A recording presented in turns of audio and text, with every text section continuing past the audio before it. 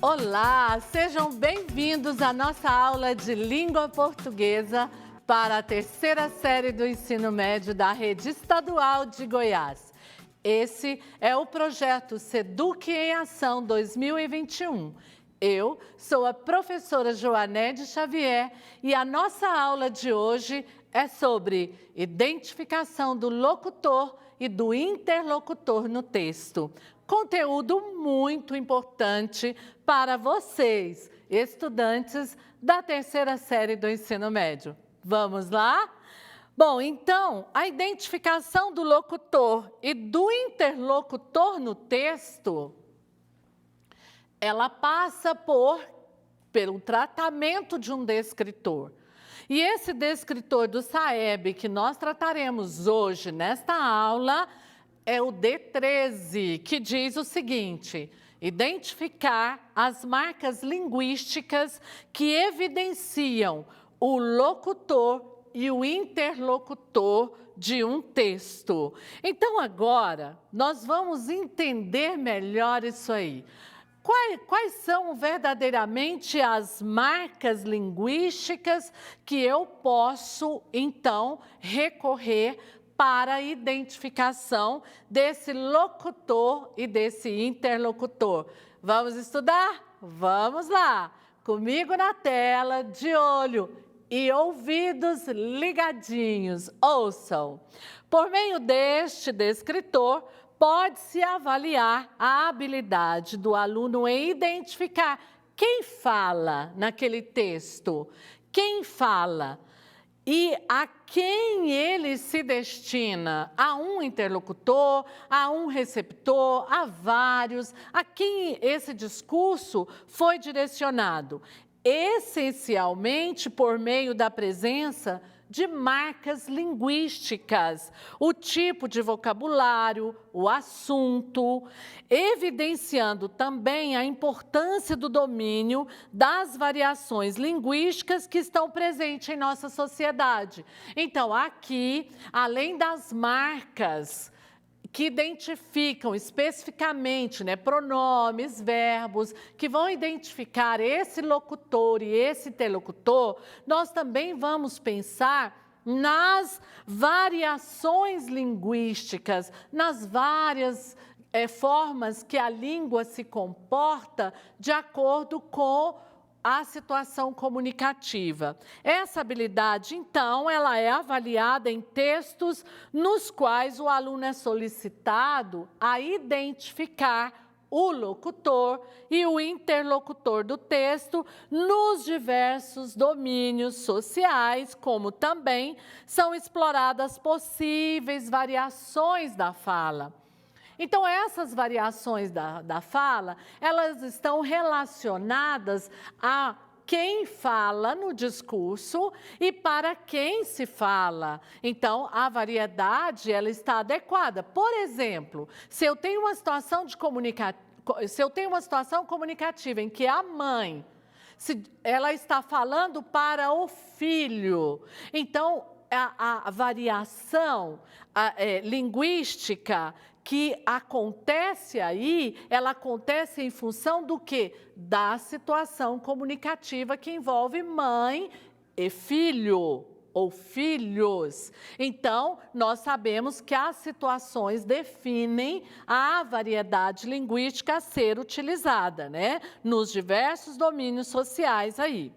Então, quando nós falamos dessa exploração, possíveis variações da fala, como, por exemplo, a linguagem rural, a linguagem urbana, a linguagem formal, a informal, incluindo também as linguagens relacionadas a determinados domínios sociais, como, por exemplo, em cerimônias religiosas, como escola, como clubes. Então, qual é a variedade linguística que eu vou utilizar considerando locutor, interlocutor e situação comunicativa, é claro.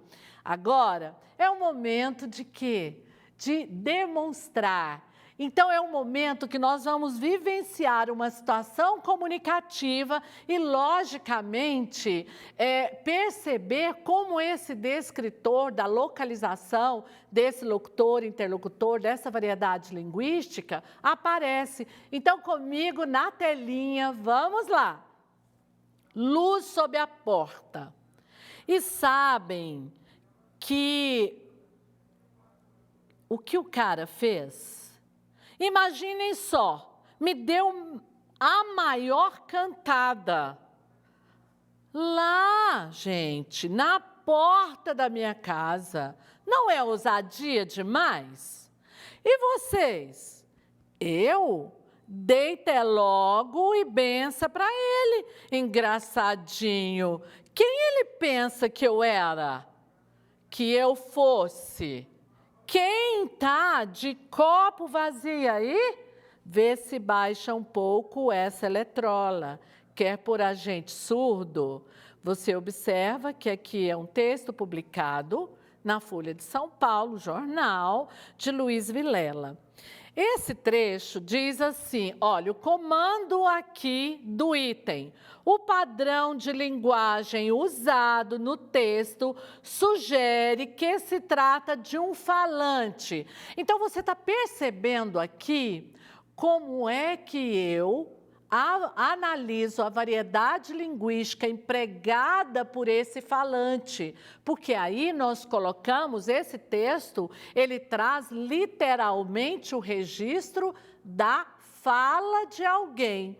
Então, quando eu falo que o padrão da linguagem usado no texto sugere que se trata de um falante ajustado às situações informais, totalmente informal, quando ele fala engraçadinho. Isso é coisa da fala, não é verdade? Ousadia demais. Quem está de copo vazio aí? Olha essa fala. Então, é uma situação de informalidade, não é verdade? Agora, vamos exemplificar, vamos lá? Comigo na telinha, novamente, apreciem, ouçam. A cavalgada, a lua banha a solitária estrada, silêncio. Mas além, confuso e brando, o som longínquo vem se aproximando do galopar de estranha cavalgada. São fidalgos que voltam da caçada. Vêm alegres, vêm rindo, vêm cantando, e as trompas a soar vão agitando o remanso da noite embalsamada. E o bosque estala, move-se, estremece, da cavalgada o estrépito que aumenta, perde-se após no centro da montanha. E o silêncio, outra vez soturno desce, e límpida, sem mácula, alvacenta, a lua, a estrada solitária banha. Olhem, a linguagem utilizada nesse texto, como você pôde observar aqui, a linguagem utilizada é em função do quê?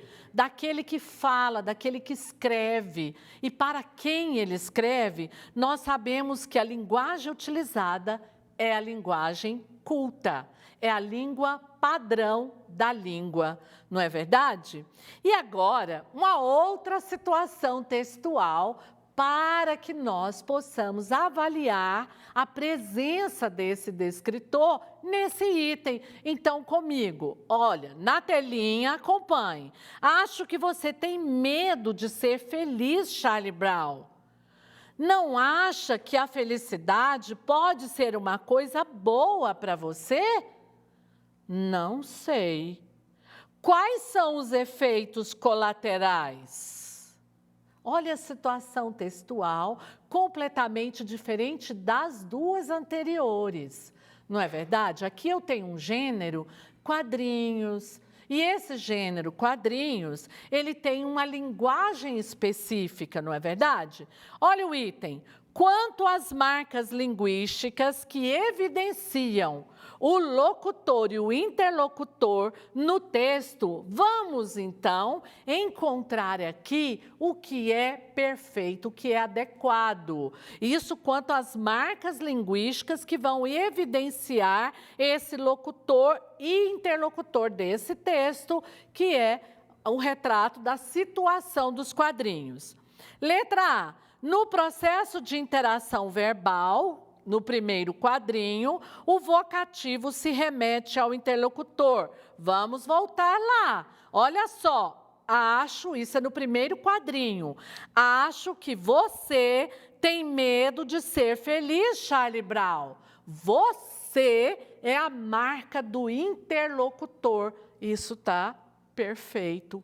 Portanto, já encontramos o gabarito. Agora, vamos lá. Nós temos aqui um outro texto. Esse outro texto é uma canção que diz Bye Bye. Você já deve ter ouvido, é uma canção antiga, ainda da época da dupla Sandy Júnior.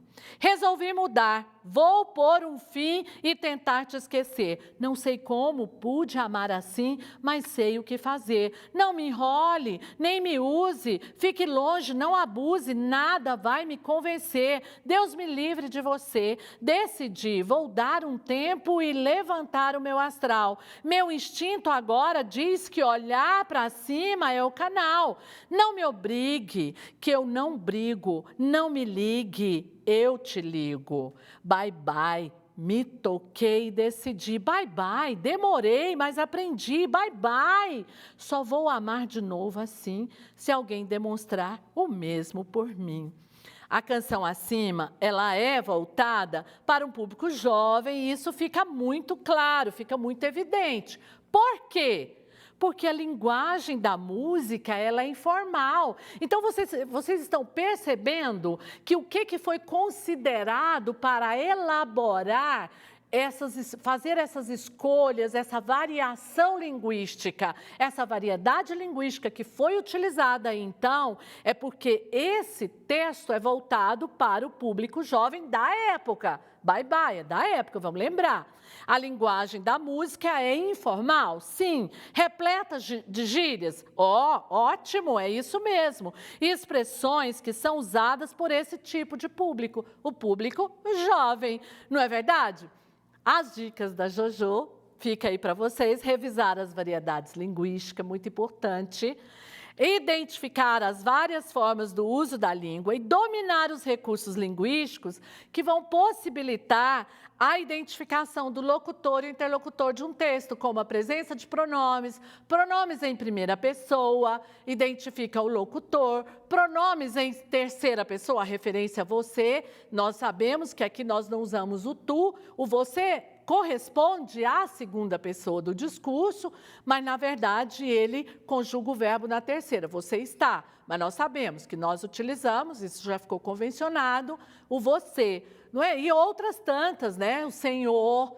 Bom, então nós temos marcas e você vai, então, identificar com certeza, essas marcas linguísticas no texto para identificação do locutor e do interlocutor. E quando eu analiso a linguagem desse texto, o que eu posso fazer? Eu também posso analisar a variedade linguística ali encontrada para definir, para ajudar a definir o locutor e também os interlocutores, ok?